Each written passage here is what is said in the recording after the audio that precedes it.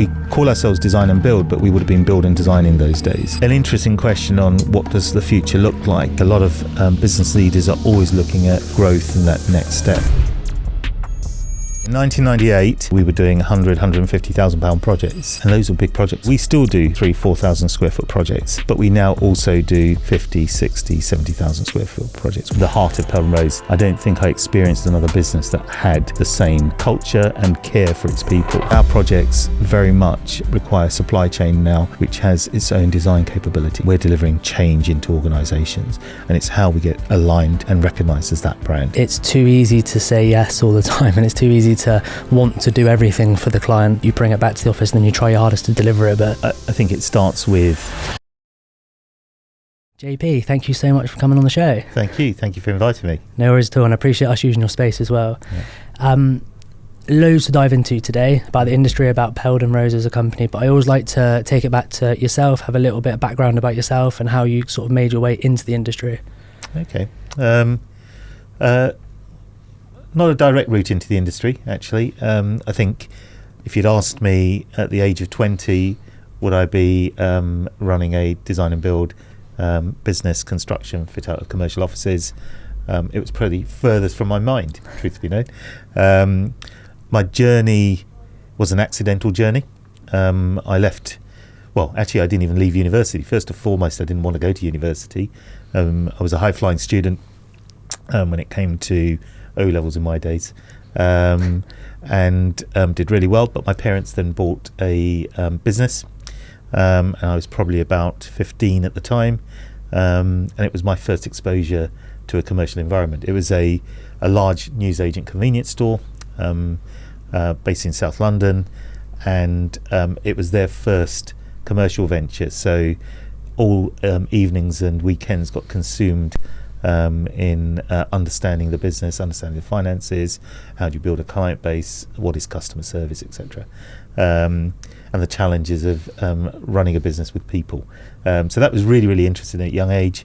It was at the time, you're probably too young to remember, but there was such a thing called VHS. Before Netflix.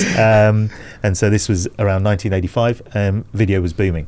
And at the time, I saw an opportunity to set up a video rental business, so I did that within that store, and grew it to pretty much being £100,000 business within the space of 2 years. And was that at 15 years old? And that was at 16. That's pretty incredible, then. So really, really exciting.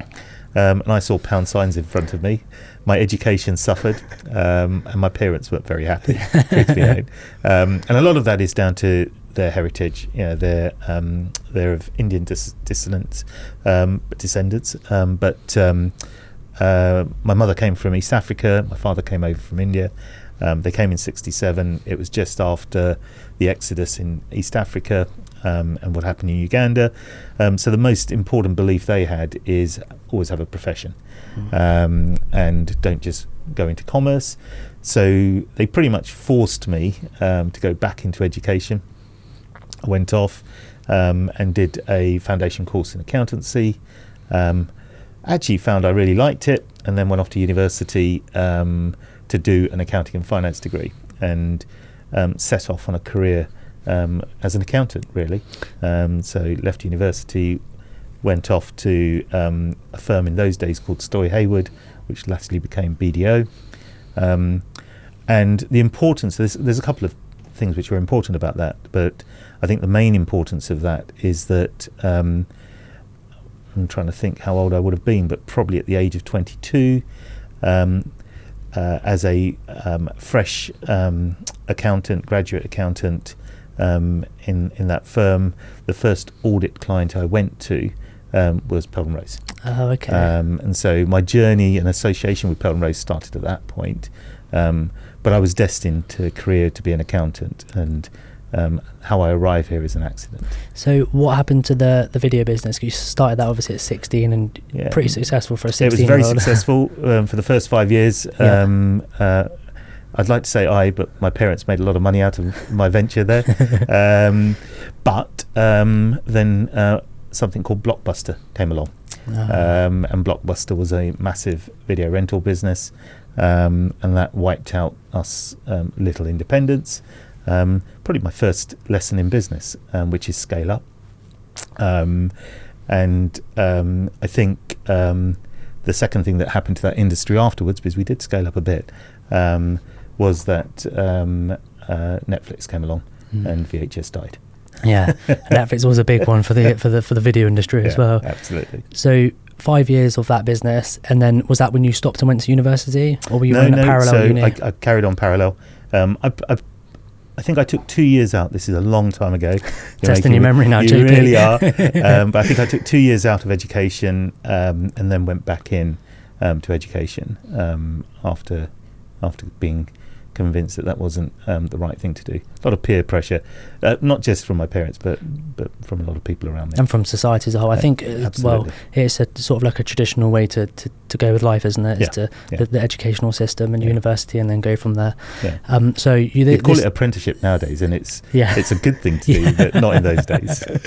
So these were your first clients as a junior auditor? So, as a junior auditor, I can't remember the date. I think it was in September that we started our graduate roles in accountancy firms, and you did 2 weeks worth of training, and then after that you got sent off to your first clients. There'd always be a team that you would go out with, and affectionately we were the juniors, so we did all the grunt work, which included on a Friday picking up in those days everything was paper based, so picking up all the audit files, and we don't even have briefcases nowadays, but we had things called pilot cases, which are like the pilot flying cases. They took a lot of files, and on this particular job there were probably about 10 files.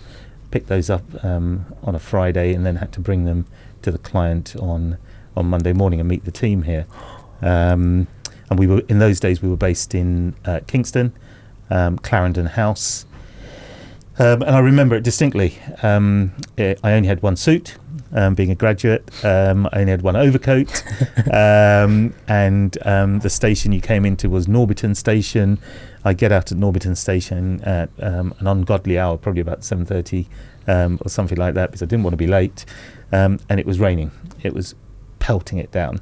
And I had 2 pilot cases, couldn't hold a brolly, got absolutely soaked in my walk from Norbiton station to their offices. And I was early. And in those days, Peldon Rose's offices had a digilock that you needed a code for to get in. I didn't have the digilock. And it was only when the first person that came along, and it was actually the founder's EA, or PA in those days, Jeanne, who came, and I can only describe it as she kind of welcomed me, whisked me off, took me inside, and made me feel so welcome. And that was my first experience at Peldon Rose. It's a good experience then. It was a very good experience. I then went on for 7-8 years as an auditor, looking at lots of other businesses, visiting lots of other businesses, and I think that kind of brings me back to the heart of Peldon Rose. I don't think I experienced another business that had the same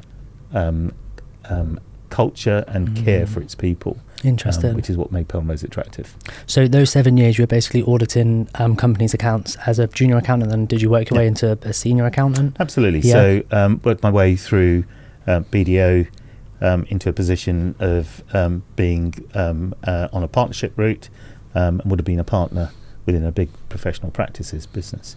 And so leaving and coming to Peldon Rose was a big moment. That was another pivot moment. Yeah, and then what was like the family's reaction to that? Because I'd imagine the university and then going on to be a senior accountant. Oh, they were very proud of me at that point. Oh, were they? Oh, yeah. Cool. They was like, leaving university and becoming a successful accountant, they were very proud. But I bet, and then from that pivot point, I bet that was it was a difficult decision. Sure. I think, and again, that came about. From my perspective, it came about as an accident. But there was the founder of the business was an individual by the name of Andrew Yates, sadly passed away now.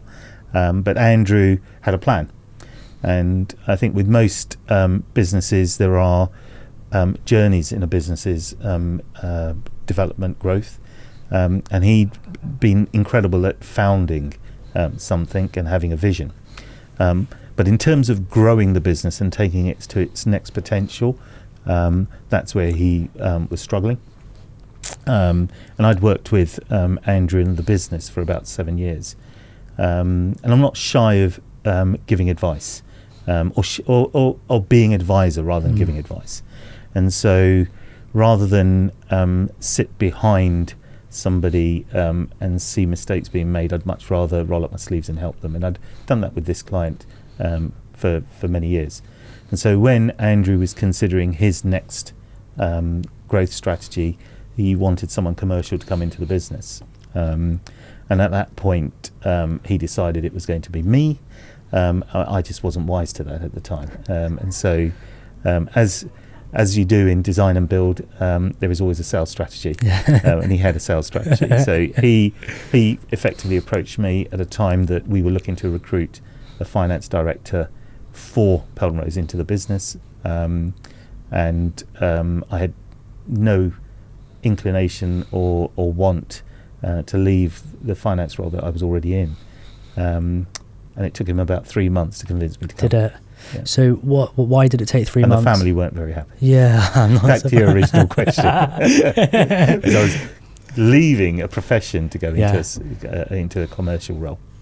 So why did it take 3 months? Because that's a long time. I mean, I don't know the position, only very briefly from what you said, but you'd imagine being an FD of a company like this. I don't know if it was like this back then, but of stature, sorry. I would have snapped the hand off in my position. But why did it take the 3 months? Was that external pressure, or was it yourself? It was probably myself. Yeah. To be honest, it was the safety and comfort of what you do know versus the unknown of a commercial environment. When you're working inside an accountancy practice, you are surrounded by like-minded people. Pretty much everyone's been through a university education, and there's a lot of structure for personal development and growth. And when you look at smaller commercial businesses in industry, they're not as well defined. And I think that was a big part of what played on my mind.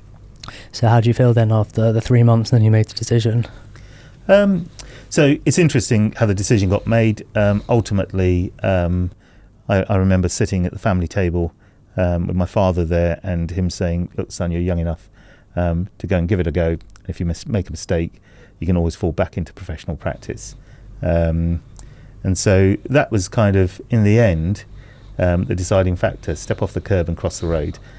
What's the worst that can happen? Look left, look right. It was a nice bit of advice, to be fair. It was a brilliant bit of advice, and it's a bit of advice I'd give to anyone who's young and starting their career. Don't have any regret of something that you could have or should have done. I thank him for that advice, but also, I'm very lucky to have had that opportunity as well. And then, it was really interested as accountants, which was my principal training at the time. You look at businesses through numbers, and albeit Peldon Rose wasn't of the size it is today, it still at that time employed around 30 people. It had at its peak had done about a £10 million turnover. It generally was a £5 million business though, and as I say, from the outside, I'd experienced only good things and warm welcomes. But it's always very different when you go into a business. So yes, all of that was great, but actually, on arrival, systems, processes weren't as well defined as potentially they could have been, and that went from all aspects. It went from not just financial control, but all the way through to the way in which we had HR processes in place, the way in which we delivered client service, and the way in which we managed our supply chain. So there was a lot of heavy work to be done on arrival, and I thought I was going to spend most of my time in the finance team. And I vividly remember, in those days everything was under lock and key, so finance had their own room, that they worked in, and it was locked every night, and only 2 people had the key. One of them was our finance manager at the time, lovely lady by the name of Karen, and myself. I was given a key, and at the end of the week 1, I went back and said to Karen, this is the key, I don't need this key. Our problems aren't in finance, our problems are everywhere else. And there started my journey in design and build. So did they take you on to explore that in terms of growing the company, or was it financially they were just looking at you trying to grow the company, if you know what I mean? Yeah, I think they took me on because they realised that financially we needed a bit more structure and process. What I realised is actually that part of the engine wasn't the bit that needed fixing first. There were other issues in the business. So I joined as a financial and commercial director, and I'd suggest that after week 1, my title was really commercial director and not financial director. So I mean, you mentioned a couple of things there that weren't necessarily wrong, but they didn't operate how you'd liked them to. Like, what specifically did you change in the first years that you were here? So I think that's going back some time now. Testing your memory again. You are testing my memory. I started on the 17th of August 1998. Well, you remember that. I do remember that. And so you really are testing my memory back to 1998. What I recall is that I ended up going on a journey through the business. So I gave the finance keys back to the finance manager. Yes, I didn't absolve myself of responsibility, but then I went and spent time, probably for about 6 months, if not a bit longer, in every aspect. So spending time in our project management team, looking at project delivery, looking at our supply chain relationships, introducing a concept called partnership, as opposed to subcontractor and main contractor. I spent time with our sales team, understanding pricing, understanding the sales process, and discovering that we were misaligning expectation, overselling or over-promising, and under-delivering in those days. And then I spent time in our design area and saw where the gaps were. Of course, I was able to do that because I had a finance mindset. So all of these things result in one thing, which is erosion of profit. So by coming into the business with a finance mindset, I was able to open up all of these, I suppose, call them paint pots, and understand what was going on in each one of them. And it gave me the ability to mix colours and start painting a different canvas. Just a short break from the episode, which I really hope you guys are enjoying. This podcast has been invaluable for me, and I hope it's providing a lot of value for yourselves. If you could just do me one small favor and subscribe to the podcast on your favorite platform, not only does it help me and the podcast, but it also helps share stories and insights from the industry that we find ourselves in. I hope you enjoy the rest of the episode. It's difficult to monitor the whole overpromise and underdeliver because, from speaking from my perspective as well, it's too easy to say yes all the time, and it's too easy to want to do everything for the client, and then you say yes, you bring it back to the office, and then you try your hardest to deliver it. But so it must have been difficult to change that. I think it starts with putting some foundations in place. So certainly back in those early days, we didn't have concepts such as technical design being a spine to how a project is then pulled together from a technical basis. We didn't used to have pre-construction and bringing the project delivery team together with the sales team. So I think you asked the question, what were the most impactful things? What were the early things? And I think it was about starting to put some structure in to close gaps. Sure. And that is that's an ever evolving process in any business, and even Peldon Rose today. You have to constantly step back from it and go, where are the gaps? We put a listening program in, and we started going around after projects had been completed, talking to our clients and understanding, what were your expectations and how did we deliver to them. And so all of that has been feeding into putting processes and systems in place.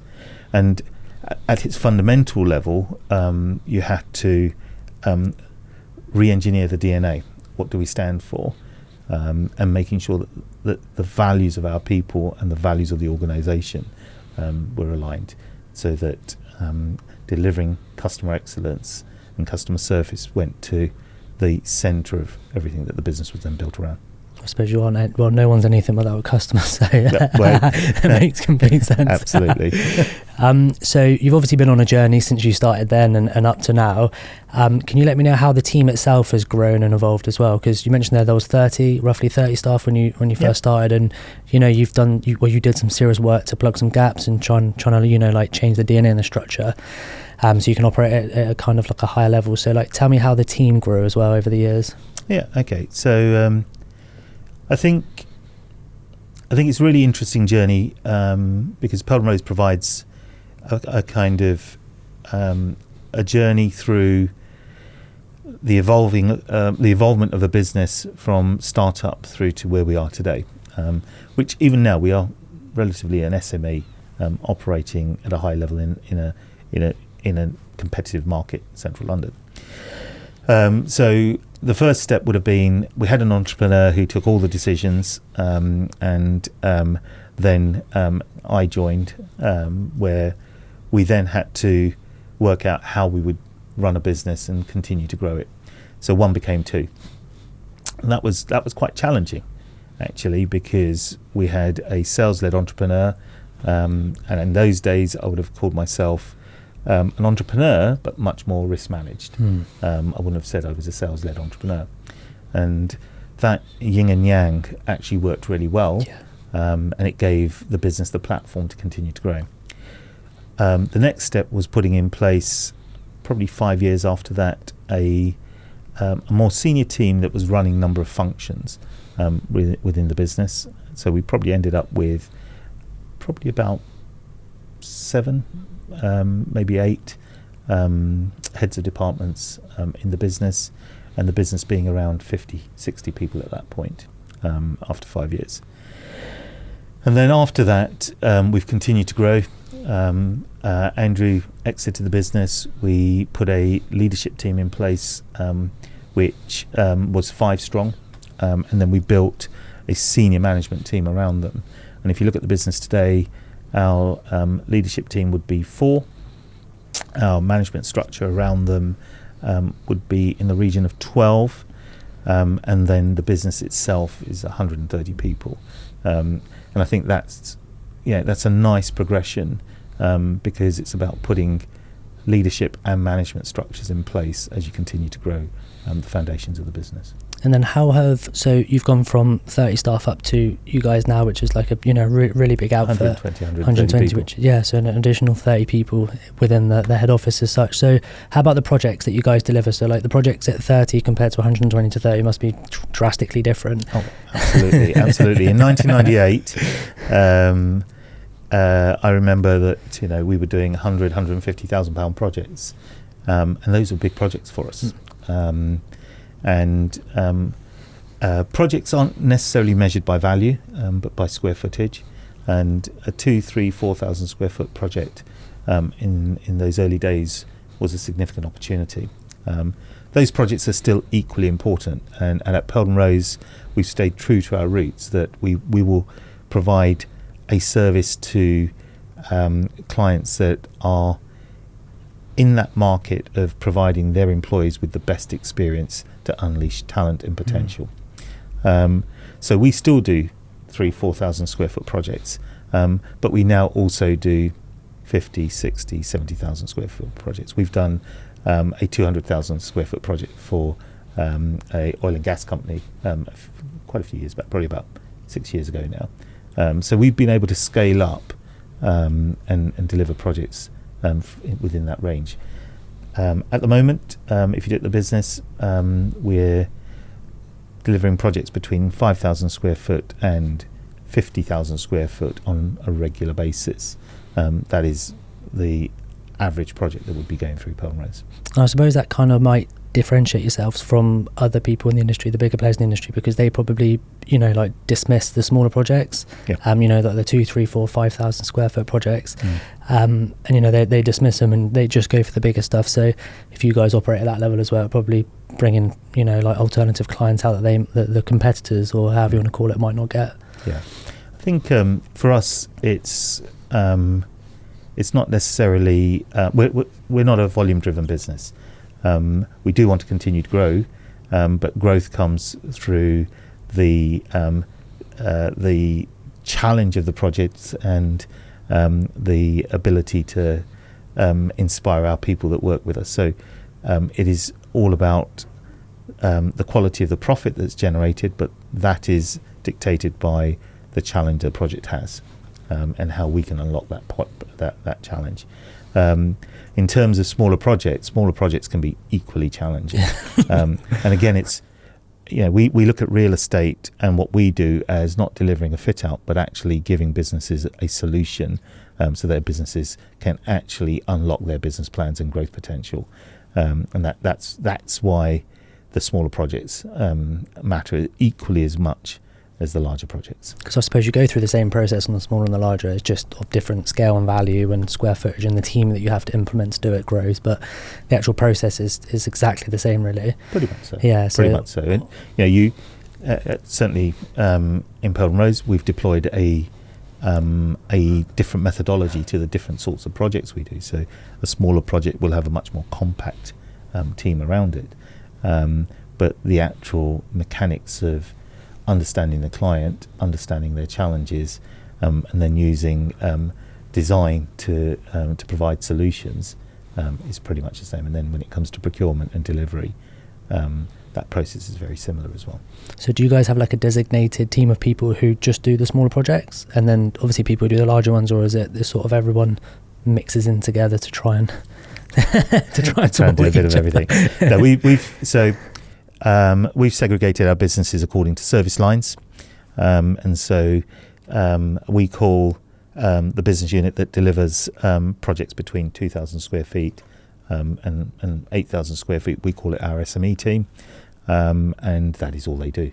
Of course, our objective is that we're working with clients that are continually growing, and then there will come a point where they will outgrow potentially our SME team. It's not that team can't deliver larger projects. Their supply chain is very deliberate for the type of work they do, and therefore, as soon as supply chains change, that's when we'll be looking at introducing our larger projects team, which we call enterprise, and they're again very much built around the service line they deliver to. Culturally, is that difficult to monitor? Because if you've got, I mean, by no means do we have anything like this, so I wouldn't have a clue, but if you've got a team that carries out like smaller projects and then enterprise who are bigger, is there any cultural divide between it? Like how does that culturally work with you guys? Well, that's where I think it's all about vision and getting it right from the start. I think at Peldon Rose we pride ourselves on having a business where people do the right thing, and I think people do the right thing because they understand our business strategy, they understand our vision. We have something which is called a client focus team. That client focus team is all about servicing clients once we've moved them into their new offices until their next move. So it could be a bookshelf, it could be a new senior players joining, and then you need a new office added. That team is servicing only those opportunities, and again, everyone understands in our business it's about having clarity and alignment. Everyone understands that oil and water don't mix. In that team, let's not introduce brand new clients, because then you're not going to be servicing the existing clients as well as you need to. So once everyone understands the business strategy, and you have clarity and alignment around it, you don't have the issues that sometimes get created in businesses where you become siloed. Really, that's how I'd probably describe it. And that's when politics drift in. And we're lucky that we don't have that. Yeah, that's the last thing you need. So you're obviously the CEO. Do you have any other external mentor that helps you with business or anything like that? Good question. I think describing the top at Peldon Rose is Yeah. interesting. Or I should say, if you look at it at the ornogram as such. Yeah. So I carry two hats. I carry a shareholder hat, Yeah. and I carry a management hat. Sure. So certainly with a shareholder hat, yes, I'd be the person that sits at the top. Sure. But I think I pride myself, and I think it's accepted within Peldon Rose as well, that we run the business with a management hat. We don't run it with an ownership hat. Cool. And that brings a lot of benefits. One of them is it's not a lifestyle business. It is actually a corporate business, and our job is to leave the business in a better place than we found it. And I'm supported in that journey at board level by 3 other people. So there's 4 of us that sit at the top. But as a CEO, yes, Sure. I ultimately have a responsibility to take that team on the same journey, and create alignment and clarity at that board level. So yes, I suppose I do sit at the top if you describe it like that. But to your point on support Yeah. and mentoring and coaching externally, so I think that's really interesting, and I think a lot of businesses miss out on this. Having come out of a finance background, as I mentioned, it was a decision to move out of professional practice, and a lot of that was to do with the coaching and development you get within professional practices. And so within a year of joining Peldon Rose, I put in place structures for myself, and I have 2 effective structures. One of them is colleagues and acquaintances that I have from other professional sectors. So I'm not sure if I'm allowed to name drop, but my life mentor is a great guy by the name of Simon Bevan. He was my mentor partner when I joined accountancy, and he's someone that I've kept in touch with even till today. So great sounding board, has helped me through many challenges, and also held me to account on many grounds. But I have quite a few of those. I've probably got 5 people that I work with on a regular basis, but not in a structured way. Yeah. But then I have a CEO peer group that I'm a member of, have been for the best part of 15 years.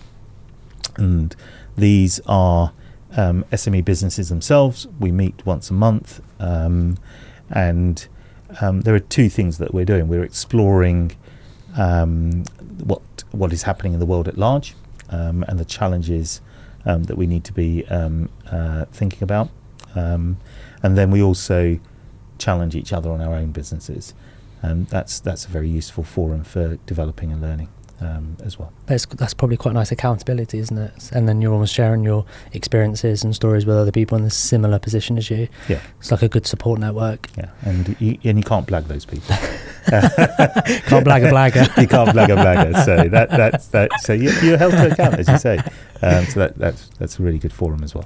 How about the industry as such, the design and build industry, because it's ever evolving. It's always at the forefront of the topic of the conversation about how the workplace is changing. How do you think it's changed from when you started up to where it is now? How has it changed? I think that's a really good question, and there's many ways I could probably answer that. I think a lot of people look at change based on the product that we're delivering, and they'll look at I don't know what they were called actually, but they were corner desks and stuff like that, and now you look at sit-stand desks, and you look at that transformation as an example, but I don't think that's how the industry's evolved. I think the way in which the industry has evolved is the relationship between real estate, business objectives, and the workforce. And in the early days, the industry was all about providing somewhere where work got done. And if there was a contract, the contract was really that the employer dictated what you did, where you did it, and how you did it, and the workplace just had to provide for that. And if you look at today's workplace, it is the how are we going to unlock the potential of people and deliver business objectives. and so businesses are now looking for a different solution from us, and that's where I think the industry has grown up. Whereas once upon a time it was, we know what we need, you just need to give us space for 200 people. It's now, we don't know what we need, but we want these 200 people to be engaged and to be even more productive. And that's how the industry's changed. All we're doing is providing solutions to them. From so that's sort of like from a design perspective. How about from like a build perspective? So like the construction element behind the builds itself, that's probably drastically changed from when you started up to now. If you could round that up somehow, 'cause it's ever evolving. It is. It's. I think it's ever evolving. I think. So if I was looking at how things get delivered, not just in terms of, I think there's two parts to that question you've asked actually. One is around materials and products, and the other is through how those are installed. And certainly materials and products, that market has grown hugely. There's a lot more. Number one, there's variety. A lot more entrants, so many more partitioning systems available, so many more types of finishes on doors, and so many more T-point manufacturers available. So that market has grown hugely, but also the requirements over that product have grown hugely in terms of the environmental credentials, and in terms of the performance that we're expecting in a commercial environment. Sorry. Yeah. So that would be on the product side. And when you look at the supply chain side, and specifically I'm looking at the install side here, I think requirements have changed. Once upon a time, certainly in the early days, I think we call ourselves design and build, but we would have been build and design in those days. We would have been turning up with a drawing and then a red pen and marking what we were doing as we went along. And maybe it's because of the scale at which Peldon Rose operates and the sophisticated market we're in. But our projects very much require supply chain now, which has its own design capability in-house as well. The ability, landlords have become professional, much more professionalised. Building management teams are a lot more professionalised. They now come with a qualification from university. So that whole market has become a lot more professional, and the same expectation now goes to the supply chain or the installation subcontractor chain. So products have grown, and you can get the right products for the right environments now, but also that supply chain has changed hugely. It's an interesting way to round it up when you go from build and design rather than design and build, because I feel like that's what we sort of used to do as well. We used to turn up, and the team used to turn up and just think, right, so let's all design this now. Back in the day, that was. And that nowadays, if you look at so 20 years ago, you'd get a license to alter once you'd finished a project. It was fine. You just say to a client, sign off, we can proceed on site without a license to alter, and you're taking the risk. Nowadays, the lease won't even get executed. In many cases, executed without a license to alter in place, and that's just demonstrating how the market has become more professional. Clients and buyers are much more aware, and landlords and asset managers are more demanding. Do you think it's become more or less difficult for client acquisition? So in terms of, like, I'm sure you've got a variety of different clients that you guys operate with. Do you think it's got less or more harder to sort of? I've not really ever considered it because it's a daily struggle. Because the issue is as well with our clientele, and I'm sure you're similar, is not everybody, the product that us as an industry offer isn't something that everybody needs like right now. So it's difficult to, there's tons of products out there in the world that everyone wants like right this second, whereas something that we offer isn't necessarily something everyone wants right this second. So it's almost like the life cycle of a client is almost infinite, but also you can never really gauge when it's going to come and go. So I don't know if it's got harder or easier. I think both, and if you're going to try and put me on the spot, I don't know if I've got an answer. I think it's got easier because the lease cycle has changed. If you went back 20 years, then having a lease which was 15 years with a 10-year break was quite normal. And if you look at the market today, we have lease cycles which could be 10 years with a 5-year break, 7 years with a 4-year break. So lease cycles have got shorter. And that means that two things happen. Firstly, clients are more educated. So whereas within client teams, clients would only once, possibly in a tenure, do a project, they're now doing it 3 or 4 times. And maybe with different companies. But clients have become much more educated in the process of commercial office fit out. I think the second thing it does is if you have integrity and look after your clients really, really well, do what you say you're going to do, then those clients become easier to acquire again when that next project comes around.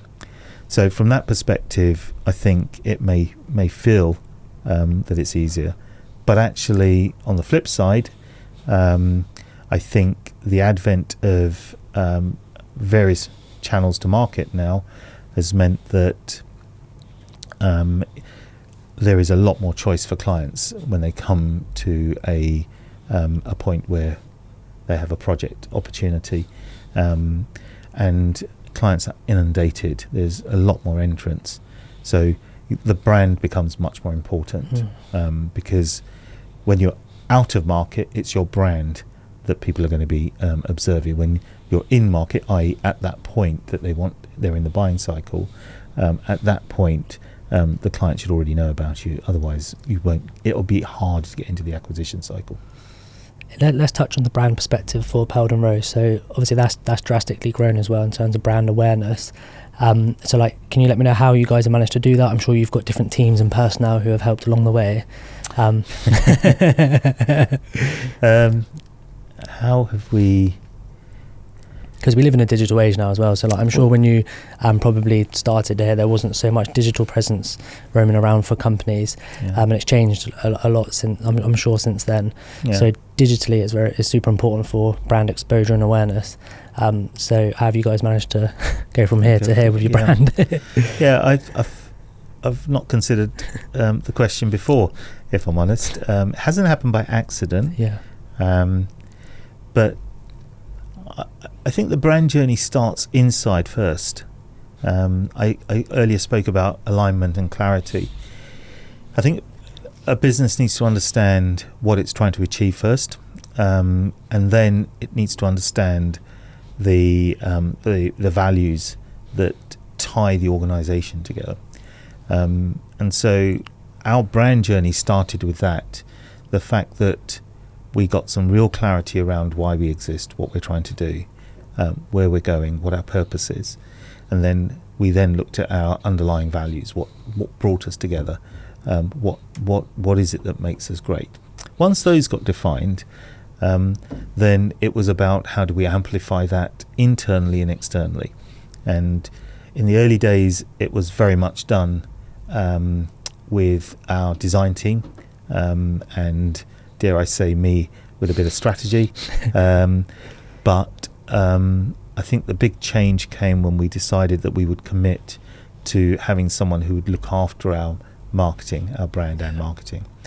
And we are now in our 3rd iteration, about to enter our 4th iteration of having someone dedicated who looks after our brand and marketing. And so I would say that's probably over a 10-year, maybe a bit longer, 12-year window now that we've had someone who's been in place to do that in our senior leadership team as well. And the importance of that is they have then grown our marketing and brand team. And it's not just about the posts you put out, but it's how that links to the clients and what really we're doing for them. The pretty pictures are great, but actually what we deliver is more than that. We're delivering change into organisations, and it's how we get aligned and recognised as that brand. I think a lot of people sometimes hide behind the pretty pictures, don't they? The pretty case studies, Yeah. And then the service behind the case studies might not necessarily be where the pretty pictures seem like it is. Yeah. So yeah, we are in a customer service industry, Yeah. so that's Yeah. paramount. And I think it's the importance of how the brand has evolved is the storytelling that gets told behind every project. There is a reason that design was created, and you've got to be able to tell the story behind it, because fundamentally it is unlocking a client problem. If you're not unlocking a client problem, then you haven't got the process right. You have not got the right design. How about the future for Peldon Rose? Where do you see that sort of going? Because you guys have obviously drastically grown in the last 10, 20, 30 years. So where do you see that getting to in the next 10 and 20 years? It's an interesting question. I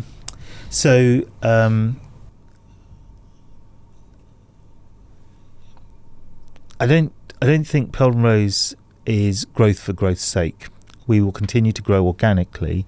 We see that growth coming from the type and nature of projects we do.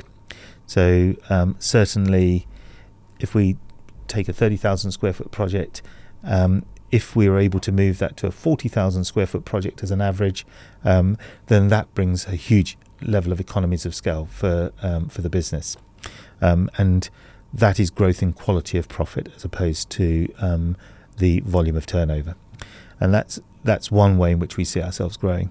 But when we look at our people, we're at this point now where we need to think very carefully about the internal culture. I'm a firm believer in tribes, and I think there is an optimal size to a tribe at which you can create this shared vision, alignment, and clarity of why we exist. A supportive culture, and a business that people feel part of, and we're very mindful. We don't want to stretch that so far that we start breaking the fabric of the business as well. So, an interesting question on what does the future look like, and I think a lot of business leaders are always looking at growth and that next step. I'd be suggesting that we're looking at efficiencies, how we operate tomorrow better than we've operated today, and the quality of the profit, and profit is actually the quality of the environment and the work that our people do internally that will determine our growth now. How about the industry as a whole? Where do you think that's getting to? This is almost like a 3-part question I've got here. So this is the second part of it. Okay, what's the third one? We'll get on to that. I can prepare for that one now. I think the industry is interesting. If you spoke to anyone at Peldon Rose, they'd associate JP with his favourite term, which is VUCA. It's a volatile, uncertain, complex and ambiguous world. I was interested to see what that was going to stand for. 'Cause it sounds like and it is. We're in a VUCA world. Every day things are changing. There's uncertainty. It's very complex, and there's a lot of ambiguity. So if you look at pre-COVID, everyone thought they knew how the world worked, and the relationship between real estate and occupiers. That has changed. It's still in informative years. People are trying to work out what that relationship looks like now. But you've got real estate landlords and asset managers who are now having to be much more proactive and managing their real estate as opposed to putting 10, 15-year leases and forgetting about them with occupiers. And that brings great opportunity. It also brings uncertainty. So at this juncture, you can see that there are a lot of we call them ready to work schemes. This is where landlords are trying to go direct to market and provide solutions to occupiers, because they're now having to compete with flexible operators, whether it be WeWork or other operators. And I see that continuing to evolve. But I do think also that businesses will circle back to what is what is it about us that is different from anybody else? And that brand, that culture, that identity, part of it gets delivered through your environment, but most of it gets delivered by through how you're going to make your people feel as well. And the only way effectively to do that is still to carry on having some traditional space as well. So I think there are more solutions available for clients now, occupiers, as well as landlords, and necessarily that will evolve our product offerings as design and build.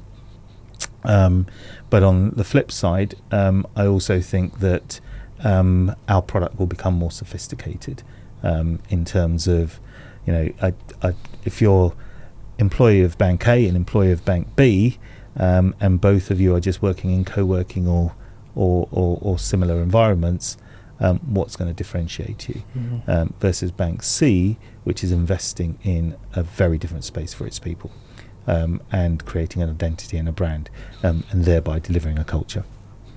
So that's actually very well answered. Does it deal with your third question? Yeah, no, it doesn't at all. Very interesting as well is, like, obviously you've given me the plan as such for Peldon Rose, the industry, but what about yourself personally as well? Because you've been CEO for a long period of time. Yep. So have you got any plans personally, or what's the plan for you going forward?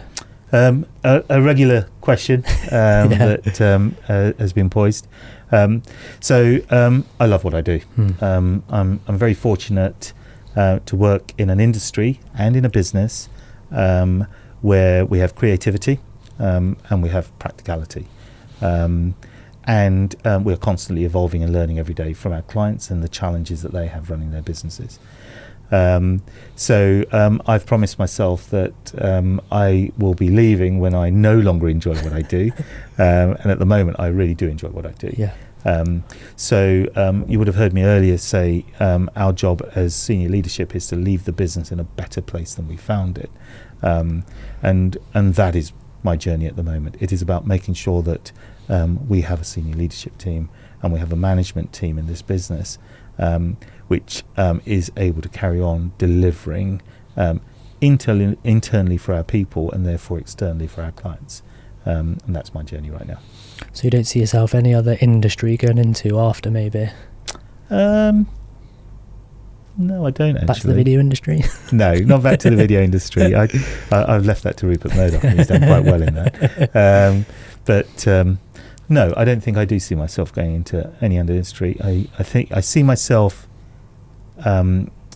supporting other businesses, and I do a lot of that already through my CEO peer group. But I do see myself helping other businesses on their growth plans and supporting them. But and that's probably where I'd get industry exposure, as opposed to wanting to go and start again and do something in a different industry. It's probably quite a nice thing that passing on your experience to other people who probably require it at the time, considering that you've obviously amassed a huge amount of experience in this industry, but just as business as a whole. So it'd probably be quite a nice thing to be able to pass that back to people who need the experience or need the advice. Yeah, I think it's one of the most important things that that anybody who's been, you don't have to be a CEO in a business or in a leadership role. I think all of us have leadership roles. If I look at our intern program that we have at Peldon Rose with designers, and they come into a placement year, they spend so much time with our senior designers. These are people who've been doing this role for 20 years. And the biggest satisfaction comes when they're able to feel valued and share back. And I think that is another, we were talking about how the industry is going to change. The workplace is going to change because we're going to be working longer in the workplace, and we need to have the ability to make the that experienced workforce feel much more valuable and give back to the younger workforce that's coming through. And I think the same applies at any level in a business. But yes, it is very satisfying. Yeah. I think that's one of the things that we will all get out in our later lives. So is that something that you guys do specifically here when you take interns and you get them to work with the senior team so they get better exposure to the company? So they'll work across the board, but absolutely, they'll be working with people that have got vastly much more experience, and it's one of the reasons that we want our workforce to be place-based, and we provide this facility at Sterling House, but we do that deliberately so that we can unlock the potential of sharing those experiences and growing and developing, because it's growth and development for a senior player as well. You only know that you've mastered something when you're able to teach it. Until then, you're still learning. I'm still trying. But it's nice to hear that, because a lot of companies might take interns in and people of a junior role, and then maybe not give them the time of day because they're junior and everyone's super busy doing other things at a senior level. So it's nice to hear that you guys try and integrate it, and it's for the better of Peldon Rose as a company, I suppose, as well as the people that come in.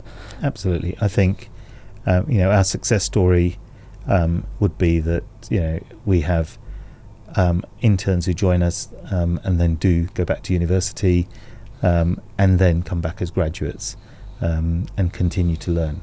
And when they compare their experiences to other organisations they've worked in, the stories are very, very different. It's not to say we get it right, and I explained early doors that you've got to constantly work on what's happening in your business and be aware of, have a listening program. Hey, what's happening?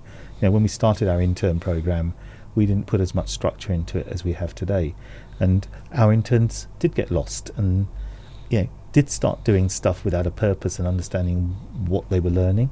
But we very quickly identified that and said, right, okay, that's not why we have this program. It's not sweat labour. They're here. Our job is to inspire them to want a career in design. It's not to just get the job done in the next 12 months and the coffees and the teas done. JP, thank you so much for coming on today. It's been fascinating hearing your insights in terms of the industry. It's been really interesting hearing how you guys operate at Peldon Rose. And I just want to say you sound like you've done a brilliant job from scratch, from 16, starting up your own business and actually generating some turnover and doing well from it, and then did your accountancy, and then you've come here and obviously been able to grow these guys and operate at a really good level. So thank you so much for coming on today. It's been great to speak to you, and thank you for being honest as well. Fantastic. No, thank you. Enjoyed it. Thanks, JP. Thanks very much.